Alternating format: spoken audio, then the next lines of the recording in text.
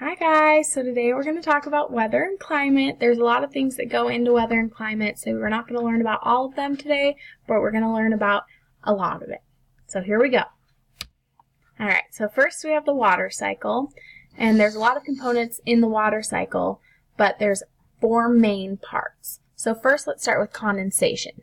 Condensation is when water vapor in the air condenses from a gas back into a liquid form and leaves the atmosphere, returning to the surface of the earth. So when the water comes up from the lakes and oceans, it condenses into our clouds. And then we have precipitation, which is water droplets get so heavy that they fall back down to the earth from the clouds. So like rain, snow, hail, everything like that. And then we have collection, where all the water collects into our lakes, rivers, oceans, and groundwaters. And then we have evaporation, which the water molecules escape from the surface of the earth and enter back up into the atmosphere, and then it condenses again. So it's just this big cycle of back and forth recycling our water through the earth. Alright, and then we have the atmosphere. So there are 5 layers of the Earth's atmosphere. The atmosphere surrounds the Earth and helps keep the gas inside. Other planets have atmospheres, like Jupiter and Mars, but we're going to talk about Earth's. So the layers of the atmosphere are the troposphere, stratosphere, mesosphere, thermosphere, and exosphere. Each layer has a job to do. One controls the weather, one collects harmful rays for the sun, one is stable to planes and jets so they can fly in it, and each layer has a job that is important for Earth and life on Earth. So first let's start with the troposphere. It's the largest layer in the atmosphere, and the troposphere is not heated directly from the sun. Instead, the sun heats the ground and the ocean, and the heat comes back up and radiates into the troposphere. The troposphere starts at the Earth's surface and goes up to the height of about 4 to 12 miles above sea level. And then the stratosphere.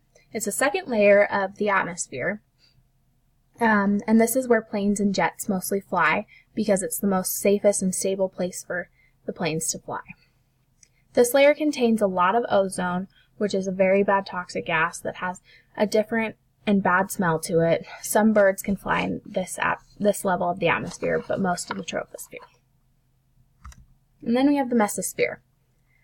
The mesosphere is very important to the Earth's protection. The mesosphere burns up most meteors and asteroids before they are able to reach the Earth's surface.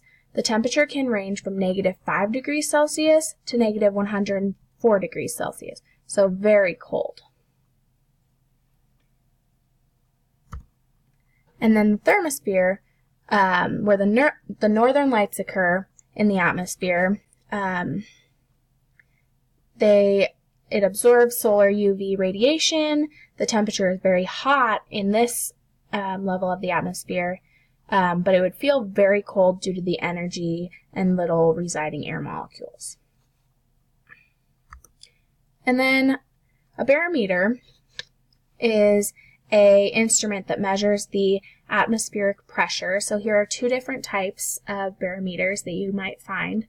The first one is water and food dye, and when the pressure gets so high, it flows out of the spout, and it lets you know that maybe a storm is coming or things like that.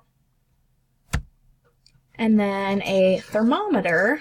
You guys probably know what a thermometer is, but you can tell the temperature outside or of the human body with it. And then the anemometer is an instrument that measures the speed of wind outside. It is an important tool for meteorologists who study the weather patterns. They're also important to work on physicists who study the way air moves. So then we have types of clouds. We're not going to get to all of them because there are 100 different types of clouds, but we're going to talk about a few of them that are the most common. So first, the cumulus clouds can be compared to cotton candy. So when These clouds occur at low altitudes, meaning they happen to be close to the Earth's surface in the troposphere. So they form when warm, moist air rises.